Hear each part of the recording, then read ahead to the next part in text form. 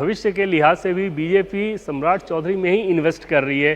जितना political investment उनका होता है वो सम्राट चौधरी में किया जा रहा है, ये सोच के कि आगे जब बीजेपी को लीडरशिप की वैसी स्थिति आएगी तो उसके लिए प्रमुख चेहरा सम्राट चौधरी रहे हैं। और बीजेपी एक तो फॉरवर्ड बैकवर्ड कॉम्बिनेशन पे वहाँ पे बिहार में काम करती है और उस लिहाज से ये दो नाम रहेंगे, लेकिन उसमें भी जो आगे रहेंगे वो सम्राट चौधरी ही आगे रहेंगे, वो क्लैरिटी है। और आपने कल भी देखा कि विधायक दल में जब नेता का चयन था तो वो सम्राट चौधरी का ही नेता के तौर पे चयन किया गया। और आगे के लिए भी, यानी कि नीतीश कुमार के पोस्ट नीतीश कुमार अगर वैसी स्थिति आती है कि बीजेपी का कोई मुख्यमंत्री हो भविष्य में कभी, तो उसके लिए सम्राट चौधरी को अभी से बड़ा किया जाए, अभी से बड़ा बनाया जाए, वो कोशिश नजर आती है बीजेपी की तरफ से। बिल्कुल। चलिए, इसी बीच जो दर्शक इस वक्त हमारे साथ जुड़े हैं उन्हें इस वक्त की बड़ी खबर बता दें। आज बिहार में मंत्रिमंडल और इसके अलावा मुख्यमंत्री का शपथ ग्रहण समारोह है। नई सरकार की बिहार में ये शपथ है और नीतीश कुमार 10वीं बार प्रदेश के मुख्यमंत्री के तौर पर शपथ लेंगे। उनकी कैबिनेट की अगर बात की जाए तो 32 ऐसे विधायक हैं जो शपथ लेंगे। और अगर समीकरण समझाएं आपको तो किस पार्टी के पास कितना कोटा है वो जानना बड़ा जरूरी है, क्योंकि 14 ऐसे विधायक हैं जो बीजेपी के कोटे से, 14 ऐसे विधायक हैं जो जेडीयू के कोटे से शपथ लेंगे और 4 ऐसे विधायक हैं जो बाकी अन्य 3 घटक दल हैं उनके कोटे से शपथ लेंगे, जिसमें चिराग पासवान के पास 2 विधायकों की संख्या है। और ये कैबिनेट में मंत्री पद की शपथ लेंगे एलजेपी 2, एचएएम 1, आरएलएम 1।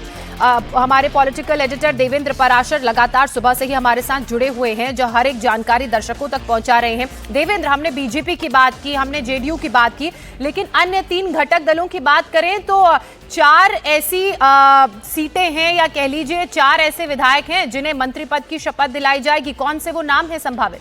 देखिए, अगर उपेंद्र कुशवाहा की तरफ से बात करें तो लता कुशवाहा जो कि सासाराम की विधायक है और उनकी पत्नी है, तो उनको वहाँ पे मंत्री पद की शपथ दिलाई जाएगी। जीतन अंबाजी के हिसाब से बात करें तो संतोष कुमार सुमन जो कि उनके बेटे हैं, उनको मंत्री पद की शपथ दिलाई जाएगी, हालांकि वो एमएलसी हैं। इसके अलावा एलजेपी से अगर बात करें तो एलजेपी से 2 नाम जो सामने आएंगे, उसमें एक जो हमें सोर्सेज के द्वारा जानकारी मिली, उनमें से एक एससी कम्युनिटी से होंगे, यानी कि पासवान बिरादरी से होंगे, जिनको मंत्री पद की शपथ दिलाई जाएगी। संभव है संजय पासवान वो नाम है। और दूसरा एक नाम उसमें फॉरवर्ड कम्युनिटी से रखा जाएगा। और सोर्सेज के द्वारा हमें ये जानकारी मिली कि वो नाम राजू तिवारी नहीं होगा। हालांकि विधायक दल का नेता राजू तिवारी को चुना गया है, लेकिन सोर्सेज ने हमें ये बताया कि राजू तिवारी के बदले एक दूसरे फॉरवर्ड नाम को वो आगे करेंगे। और संभव है कि महनार से जो संजय कुमार सिंह जीते हैं यहाँ पर तेज प्रताप यादव के खिलाफ, तो उनको वो सीट दी जा सके। तो चिराग पासवान भी ये कोशिश कर रहे हैं कि एक तो उनका जो अपना हार्डकोर वोट बैंक है, उनकी अपनी कम्युनिटी यानी कि पासवान कम्युनिटी, उससे एक प्रतिनिधित्व दे दिया जाए, और दूसरा एक फॉरवर्ड कम्युनिटी, उससे प्रतिनिधित्व दिया जाए। जब वो टिकट का बंटवारा भी करते हैं तो उसमें ये बैलेंस दिखता है। वो बहुत सारे फॉरवर्ड फेस को चुनाव में उतारते हैं और जाहिर तौर पे चिराग पासवान की अपनी जो राजनीतिक महत्वाकांक्षा है बिहार को लेके, तो उसमें उन कोशिश ये रहती है कि फॉरवर्ड और दलित इन 2 कम्युनिटी को एक साथ लेके चले, ताकि वो एक बड़ा वोट बैंक तैयार हो, बड़ा चंक तैयार हो। और आज जब शपथ ग्रहण समारोह के लिए उनको मंत्रियों के नाम भी देना है तो उन्होंने इसी प्रकार का चयन किया, ऐसे सोर्सेज के द्वारा हमें जानकारी मिली। बाकी हम और आलम का मैंने बताया था कि उनके अंदर तो एकदम से क्लैरिटी थी कि किसको बनाया जाएगा। अच्छा, जो आज सुबह 11:30 बजे शपथ ग्रहण समारोह है, जिसमें प्रधानमंत्री नरेंद्र मोदी की भी मौजूदगी रहेगी, इसके अलावा इस कार्यक्रम में कौन कौन जुड़ेगा? और जाहिर सी बात है ये एक पावर मैसेजिंग होगी, यहाँ से एक बड़ा संदेश देने की कोशिश भी की जाएगी।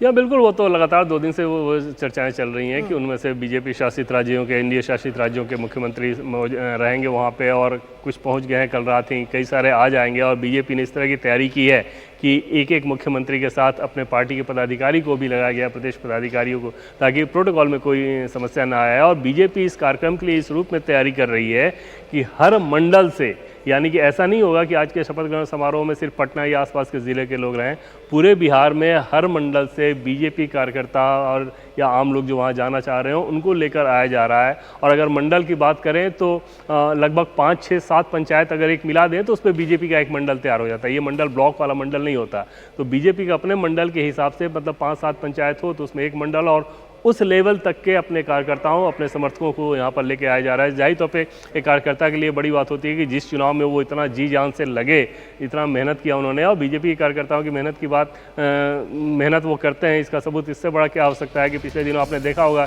कि तेजस्वी यादव से भी पूछा गया कि जब बीजेपी के बारे में कोई अच्छी बात क्या है, तो उन्होंने कहा कि ये लोग मेहनत बहुत ज़्यादा करते हैं। तो उस कंडीशन में अगर ऐसी मेहनत के बाद इस तरह का रिजल्ट सामने आया है, तो उस शपथ ग्रहण समारोह में जहाँ प्रधानमंत्री नरेंद्र मोदी मौजूद हों, बीजेपी शासित एनडीए शासित राज्यों के मुख्यमंत्री मौजूद हों, वहाँ पर मुख्यमंत्री नीतीश कुमार अपने अन्य मंत्रियों के साथ शपथ ग्रहण समारोह कर रहे हों, तो उसमें कार्यकर्ता ना रहें, ये कैसे संभव था। और उस लिहाज से बीजेपी ने इस कार्यक्रम को बहुत ज़्यादा भव्य करने की तैयारी की है, जिनमें से पार्टी के द्वारा उम्मीद जताई जा रही है कि 2 लाख से ज़्यादा ऐसे लोग वहाँ पे आ सकते हैं।